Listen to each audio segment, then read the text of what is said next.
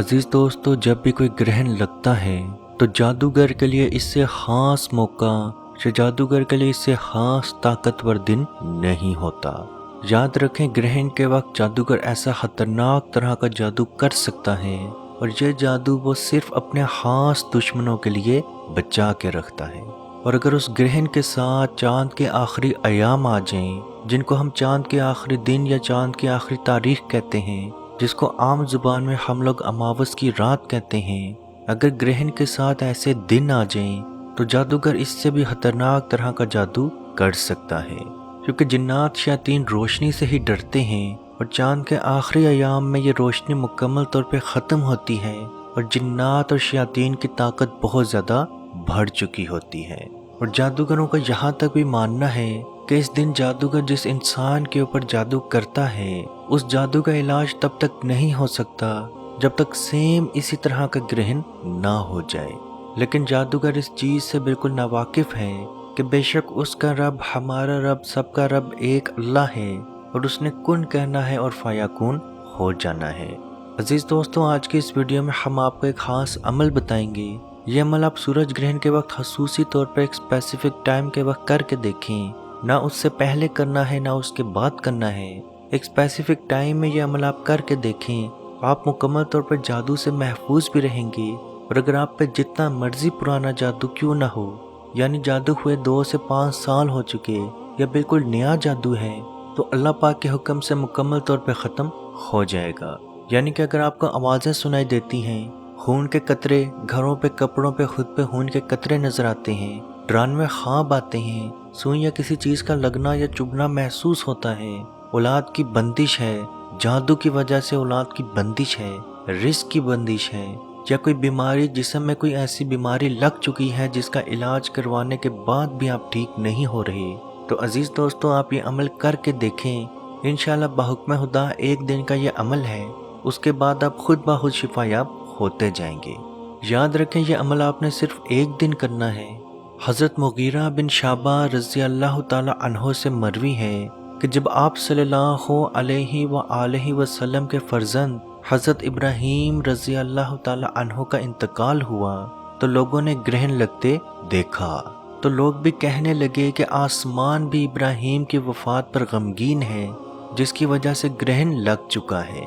अम्मा आयशा रज़ी अल्लाह ताला अन्हा से मरवी है कि आप सल्लल्लाहु अलैहि व आलिहि वसल्लम उस वक्त खड़े इस तरह परेशानी के आलम में खड़े थे और इस हद तक डर के खड़े थे कि यूं मालूम हो रहा था जैसे क़यामत आ चुकी है।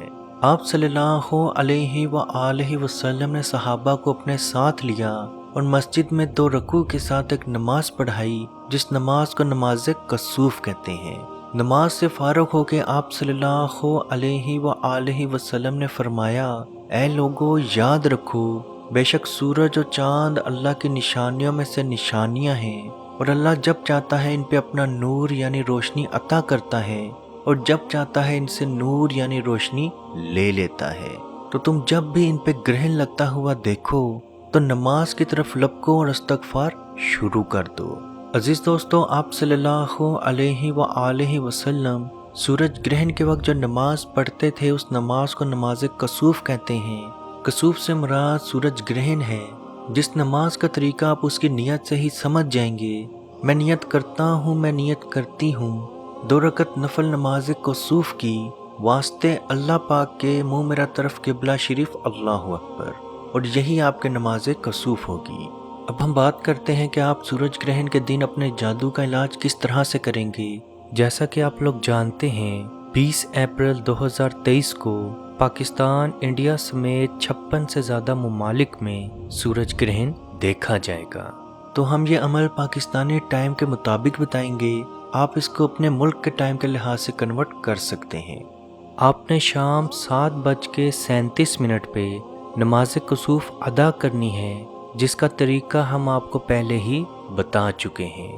नमाज कसूफ से फारग होकर बावजू आपने उसी जाए नमाज पे बैठ जाना है और आपने 1 मरतबा मुकम्मल बावजू सूरह रहमान की मुकम्मल तलावत करनी है और उसके बाद एक तस्बीह अल्लाहु समद की पढ़ें, यानी कि अल्लाहु समद, अल्लाहु समद, अल्लाहु समद 100 मरतबा اور اس کے بعد اللہ پاک سے دعا مانگیں۔ اس کے بعد 12 بجے تک، رات 12 بجے تک آپ نے بغیر وضو کے یا وضو کے ساتھ چلتے پھرتے بیٹھتے اٹھتے فبی ای علائی ربکما تکذبان، فبی ای علائی ربکما تکذبان، یہ آپ نے پڑھتے رہنا ہے۔ کوئی کام ہے، کسی سے بات کرنی ہے تو آپ کر سکتے ہیں، عشاء کی نماز پڑھنی ہے آپ پڑھ سکتے ہیں، اس کو آپ نے بالکل کاؤنٹ نہیں کرنا، جہاں تک پڑھنا چاہتے ہیں پڑھ سکتے ہیں، وضو ہے نہیں ہے آپ پڑھ سکتے ہیں۔ کسی کو آپ سے کوئی کام تھا، اگر آپ تسبیح روک کے کسی سے بات بھی کرنا چاہتے ہیں کر سکتے ہیں۔ خواتین بیٹیاں خاص ایام میں بھی یہ تسبیح پڑھ سکتی ہیں، لیکن وہ نماز نہیں پڑھ سکتی۔ اس عمل سے فارغ ہو کے آپ کو خود بخود اپنی صحت میں اچھا پن محسوس ہونا شروع ہوگا، آپ کا جادو دن بدن ٹوٹنا شروع ہوگا۔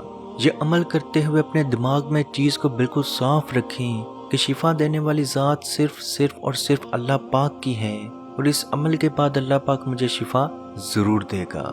عزیز دوستو، اس ویڈیو کو جہاں تک ہو سکے ضرور شیئر کریں، کیونکہ آپ کی وجہ سے اگر کسی کی کوئی بیماری، کوئی پریشانی، کوئی ٹینشن، کوئی مصیبت دور ہوگی تو اس کا ثواب بھی آپ کو ضرور ملے گا۔ اللہ پاک سے دعا ہے کہ ہم سب کو اپنے حفظ و ایمان میں رکھے اور کشمیر کے بھائیوں پہ خصوصی رحم عطا فرمائے اور ان کو آزادی کی نعمت عطا فرمائے۔ آمین۔ اللہ حافظ۔ اعوذ باللہ من الشیطان الرجیم، بسم اللہ الرحمن الرحیم،